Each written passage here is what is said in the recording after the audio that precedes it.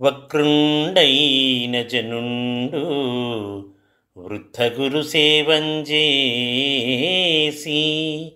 మేధానయోపక్రాంతిన్ విలసిల్లు మీదట వయఃపాకంబుతో బాలకున్ శక్రద్వేషణ బద్ధు చేయుచు మదించాలింపు మీ రోషమున్ శుక్రాచార్యులు వచ్చునంతకితడున్ సుశ్రీయుతుండయ్యడున్ శుక్రాచార్యులు వచ్చునంతకితడున్ సుశ్రీయుతుండయ్యడున్.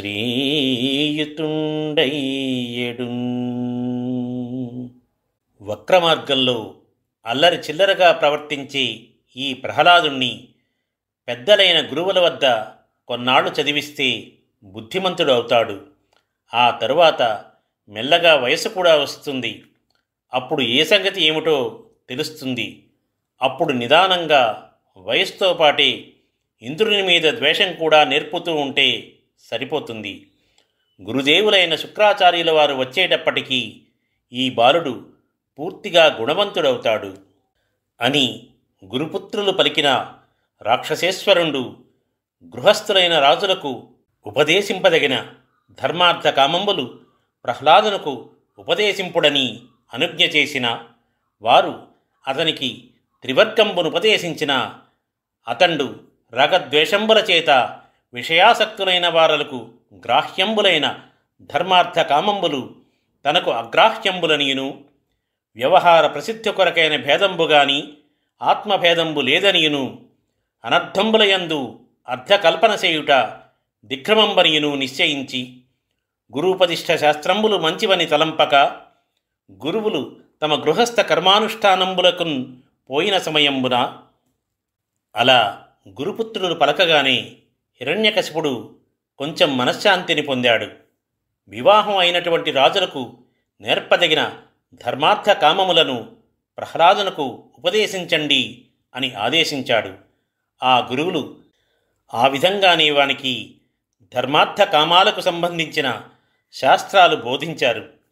నానా విధాలైన కోరికలలో ఆసక్తి ఉన్నవారికి ఈ ధర్మశాస్త్రం, అర్థశాస్త్రం, కామశాస్త్రము అవసరమని, ఈ లోకంలో వ్యవహారాల కోసం ఈ తేడాలే కాని ఆత్మకు మాత్రము ఏ మార్పు లేదని, ప్రయోజనం లేని వాటిని గురించి ప్రయోజనం ఉంది అనుకోవడం భ్రాంతి అని ప్రహ్లాదుడు మనసులో బాగా నిశ్చయం చేసుకున్నాడు. గురువులు చెప్పే శాస్త్రాలు పనికి వచ్చేవి కావని, మంచివి కావని భావించాడు. గురువులు గృహకృత్యాలు, జపాలు, తపాలు చేసుకోవడానికి ఇళ్లకు వెళ్ళిన సమయం గమనించాడు. ఆటలకు తన్ను రమ్మని పాటించి నిశాటసుతులు భాషించినా దోషాట కులేంద్ర కుమారుడు పాటవమున వారి చేరి ప్రజ్ఞాన్వితుడై.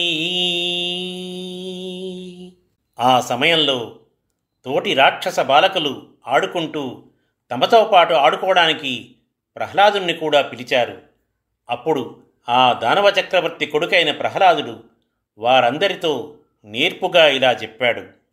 చెప్పడక చదువు మంచిది, చెప్పిడి తగులములు చెవులు చిందరగొనగానెప్పుడు మన ఎడనొజ్జలు చెప్పెదనక చదువు వినుడు చిత్తములలరన్. స్నేహితులారా, గురువులు మనకు మంచి చదువు ఒక్కటీ చెప్పడం లేదు, చెవులు చిల్లులు పడేలాగా సంసార భోగ విషయాలు ఎప్పుడూ చెబుతున్నారు. మీ మనస్సుకు నచ్చే ఒక మంచి చదువు నేను చెప్తాను, వింటారా అని రాజకుమారుండు కావున కరుణించి సంగడికాండ్రతోడ నగియడి చందంబున క్రీడలాడుచు సమాన వయస్కులైన దైత్య కుమారులకెల్లా ఏకాంతంబున ఇట్లనియే. అలా ప్రహ్లాదుడు తాను రాజకుమారుడు కాబట్టి చనువుగా, ధైర్యంగా ఆ స్నేహితులందరితో నవ్వుతూ, ఆడుతూ, పాడుతూ వారితో కలిసిపోయి వారందరినీ ఒకచోట చేర్చి రహస్యంగా ఇలా బోధించాడు. బాలకులారండు మన ప్రాయపు బాలురు కొందరుర్విపై కూలుట కంటిరే. గురుడు క్రూరుడు అనర్థ చేయంబునందు దుశ్శీలత అర్థకల్పనము చేసిడి. గ్రాహ్యము కాదు శాస్త్రము ఏ మేలెరికించెదన్ వినిన మీకు నిరంతర భద్రమయ్యడిన్. వినిన మీకు నిరంతర భద్రమయ్యడిన్. ఓ బాలకులారా వినండి, మన గురువు మంచివాడు కాదు. పనికిరాని విషయాలు చెప్తూ వాటిలో అనర్థ విషయాలకు అర్థాలను కల్పించి గొప్పగా మనకు బోధిస్తూ ఉంటాడు. అవి మనం నేర్చుకోకూడదు. ఆ శాస్త్రాలు మంచివి కావు. ఇది వినండి, లోకల్లో చిన్నతనంలోనే కొందరు మన ఈడు పిల్లలు మన ముందే చనిపోవడం చూస్తూనే ఉన్నాం కదా. కాబట్టి మానవుడు జీవితకాలాన్ని ఏమాత్రమూ వృధా చేయకూడదు. మీ మేలు కోరి చెప్తున్నాను. ఇది వింటే మీకు సర్వదా క్షేమం కలుగుతుంది. వినుండు. సకల జన్మంబులందును ధర్మార్థాచరణ కారణంబైన మానుష జన్మంబు దుర్లభంబు. అందు పురుషత్వంబు దుర్గమంబు. అదియు శతవర్ష పరిమితంబైన జీవితకాలంబున నియతంబయ్యుండు. అందు సగము అంధకార బంధురంబై రాత్రి రూపంబున నిద్రాది వ్యవహారంబుల నిరర్థకంబైచను. చిక్కిన పంచాశతద్వత్సరంబులందును బాల్య కైశోర వయో విశేషంబుల 20 హాయనంబులు గడుచు.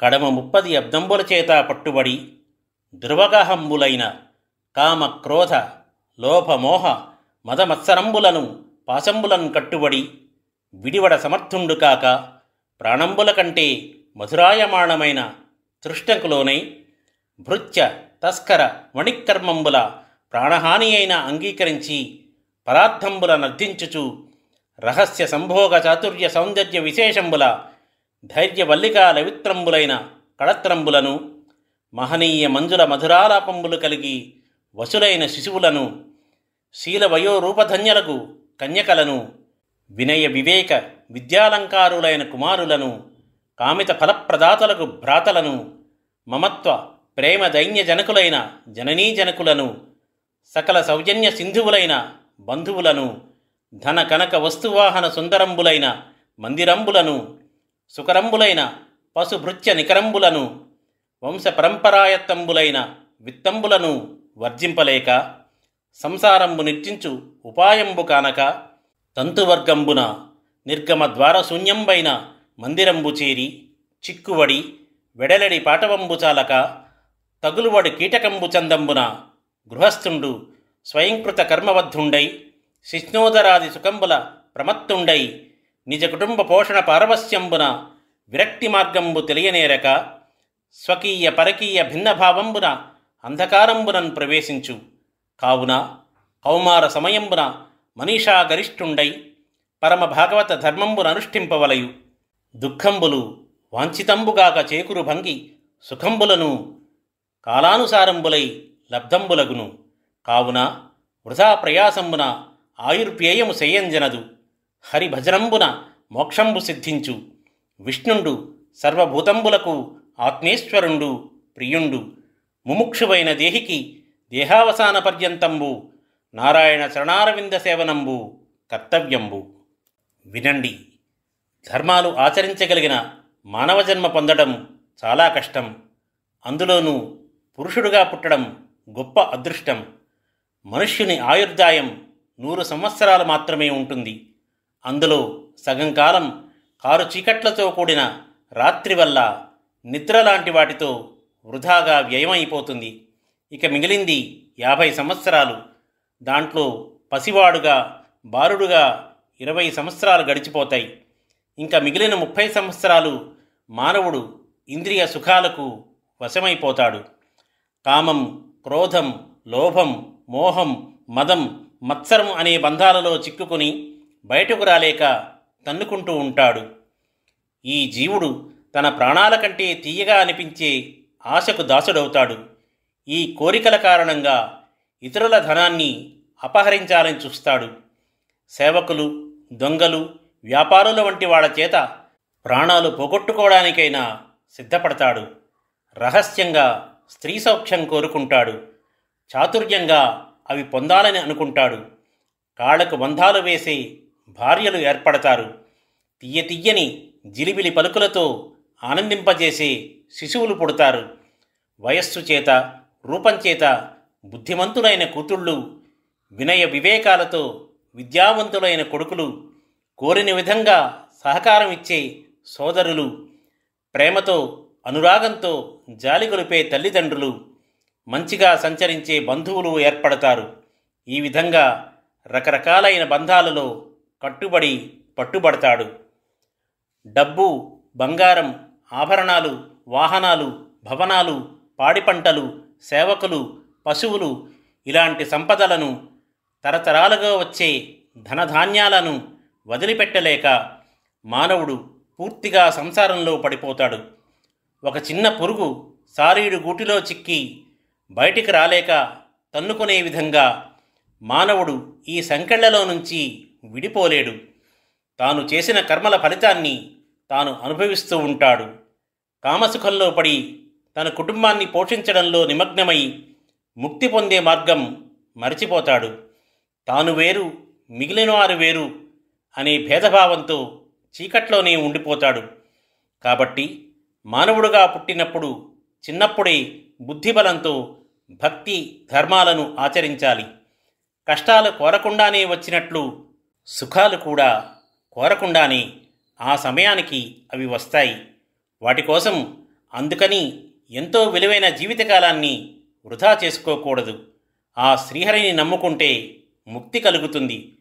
ప్రాణులన్నింటికీ ఆ విష్ణువే ఆత్మీయుడు, అధిపతి.